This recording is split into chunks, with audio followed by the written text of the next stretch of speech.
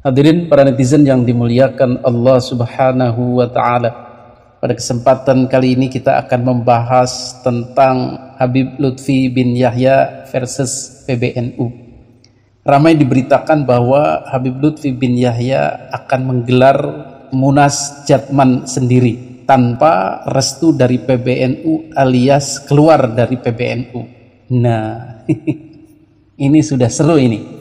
Sebagaimana diketahui pada peristiwa-peristiwa terdahulu bahwa ternyata selama ini Kopnya Jatman itu mempunyai kantor tersendiri dan badan hukum tersendiri, terpisah dari NU atau dari PBNU sejak lama.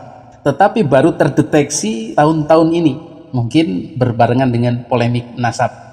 Dan terdeteksinya itu ketika para mursyid di bawah Habib Lutfi bin Yahya sebagai ketua Jamiah Thariqat, perkumpulan Thariqat Sufi di Indonesia. Para mursyid-mursyid ini, kiai-kiai Nusantara ini, para sufi-sufi ini, ahli tarekat ini menyatakan ketidakpuasannya terhadap Habib Lutfi bin Yahya. Sehingga mereka berkumpul, kemudian bermusyawarah, kemudian mendatangi kantor PBNU untuk berceritalah, curhat tentang masalah-masalah di Jatman. Hadirin yang dimuliakan Allah Subhanahu wa Ta'ala, jauh sebelumnya kita flashback ke belakang, kenapa para kiai-kiai Nusantara itu curhat ke PBNU? Mungkin judul besarnya adalah tesis Kiai Haji Imaduddin, bahwa tidak ada ketersambungan Habib dengan Rasulullah Shallallahu Alaihi Wasallam. Itu judul besarnya. Subjudulnya adalah terbongkarnya pemalsuan makam, pemalsuan sejarah dan lain-lain. Di bawahnya lagi topik-topiknya itu semua mengarah kepada Habib Lutfi bin Yahya. Pemalsuan makam selama ini di seluruh wilayah Indonesia, yang mana asalnya itu makam-makam wali Nusantara, orang-orang keramat di Nusantara, kemudian berganti menjadi Habib, menjadi keturunan Ba'alwi, menjadi bin Yahya semua. Itu mungkin salah satu yang membuat para mursyid-mursyid thariqah di Indonesia bertakon-takon. Bertanya-tanya, kok bisa begitu? Beliau ini kan sufi, pemimpin sufi Indonesia dan dunia. Kemudian setelah itu terbongkar juga pemalsuan sejarah NU.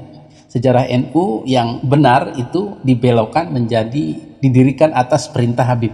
Kakeknya beliau itu bin Yahya, Hasim bin Yahya kalau nggak salah.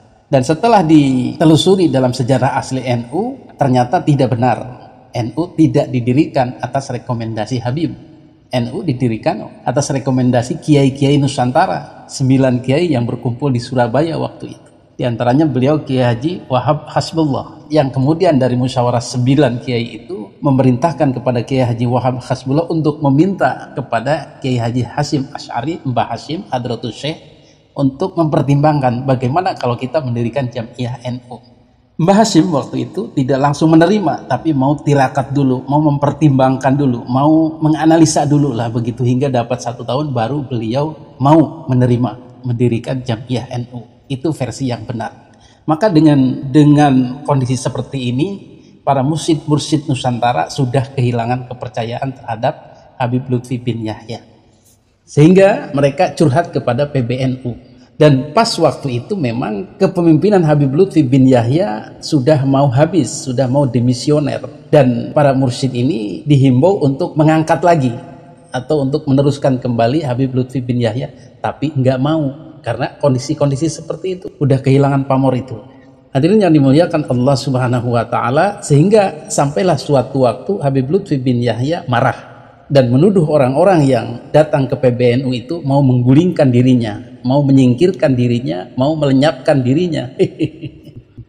Orang sufi kok pikirannya begitu, ahli tarekat kok begitu kelakuannya, kan nggak pas dengan nama besarnya itu loh. Belum lagi nama Habib yang disandangnya, kacau balau pokoknya. Tetapi PBNU tetap jalan bahwa Habib Lutfi sudah demisioner, kepengurusannya harus diganti. Dan yang lebih penting lagi, kembalikan Jatman kepada PBNU, badan otonom di bawah NU. Itu tidak boleh dirubah-rubah, tidak boleh berdiri sendiri. Makanya PBNU kemudian berencana menggugat Jatman versi luar NU itu. Tambah runyam toh. Hadirin yang dimuliakan Allah Subhanahu wa Ta'ala, bolehlah kita sekarang tertawa atau menertawakan seseorang. Siapa itu? Kita menertawakan Gus Yahya sebagai ketua umum PBNU. Kenapa PBNU bisa dilecehkan? Ayo, kenapa? Kenapa PBNU bisa dientengkan? Kenapa PBNU bisa dilangkahi, bahkan dalam tanda kutip ditipu oleh Habib Lutfi bin Yahya? Karena faktor ketua umum PBNU-nya adalah Mukibin, adalah jongos, adalah hamba sahaya daripada Ba'alwi. Supaya jangan sampai kita kualat, mari kita ikut saja. Jadi dianggapnya ya nggak masalah, nggak bakal ada masalah, pasti dia manut, pasti dia nurut, pasti dia diem-diem baik. Ternyata selama ini juga betul, Gus Yahya diem-diem baik, kalem-kalem baik. Padahal di saat yang sama Nahdliyin sudah pusing 7 keliling, sudah resah, sudah banyak membahas ini secara panas. Tetapi Gus Yahya ya namanya Mukibin, ya namanya masih senang kepada habaib, diantaranya masih hormat kepada Habib Lutfi bin Yahya, tidak bisa tegas. Karena keyakinan takut kualatnya itu.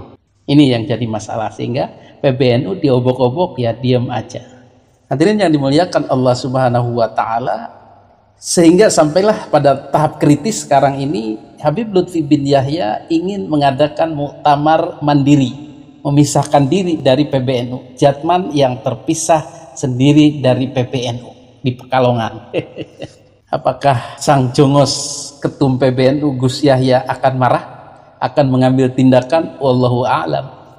Dilihat dari statusnya yang hamba, yang budak, dan para pengurus jongos Habib lainnya yang ada di PBNU seperti Kiai Haji Miftahul Akhyar, Kiai Haji Fakhrul Razi, ya kita pesimis, mungkin akan diam-diam baik, biasa saja. Ini malapetaka bagi PBNU. Kalau sampai PBNU diam, ya kita di luar Gus Yahya ya harus bergerak. Kalau perlu lengserkan Gus Yahya karena sudah mandul, sudah tidak ada nyali, sudah tidak bertaring, sudah ompong dia, macan ompong. Hadirin yang dimuliakan Allah Subhanahu wa Ta'ala, nanti kita lihat bagaimana muktamar Jatman untuk berdiri sendiri dan menantang PBNU. Apakah berhasil? Apakah PBNU akan nurut, manut, diam, ataukah juga mengambil tindakan balasan? Tetapi yang jelas ini sudah konflik terbuka antara sang tuan atau sang majikan yaitu Habib Lutfi dengan sang hamba, sang budak yaitu Gus Yahya. Dan yang dipertaruhkan adalah PBNU. Apakah PBNU mau diperbudak oleh Habib Lutfi bin Yahya yang sudah jelas-jelas mengacak-ngacak struktur kerja, struktur organisasi PBNU, dan secara egois, secara menang-menangan, mau menang sendiri, menguasai Jatman. Kualitas sufi seperti itu, kualitas ahli tarekat seperti itu, yang sehari-harinya zikir, bersih hati, latif ya latif ya latif, yang maunya wusul kepada Allah, yang maunya zuhud, tidak butuh perkara dunia, ternyata hilang semua. Sufi tinggal sufi, torikot tinggal torikot, zikir tinggal zikir. Tetapi dalam hal organisasi sama aja dengan orang-orang liberal, sama saja dengan orang-orang tidak beragama, sama saja dengan orang-orang sekularis kapitalis itu. Itu semua telah pergi, amalan sufi dari Habib Lutfi, semua derita ini tadi alami berkali-kali. Iklim ini tentu menyedihkan ya, karena nama besar seorang sufi, nama besar seorang habib, nama besar seorang tokoh agama hilang begitu saja lantaran masalah jabatan di organisasi. Na'udzubillahi min dzalik. Maka ke depan kita tonton seperti apa PBNU nanti di bawah Gus Yahya. Apakah akan diam saja tidak berdaya, ataukah menunjukkan kejayaannya, kedigdayaannya, kehebatannya. Kita berdoa, berharap sih mudah-mudahan NU kembali berwibawa, berjaya. Kalau masih terpuruk ya ketua umumnya harus diganti oleh yang berani dan independen, bukan jongos. Itu saja kuncinya.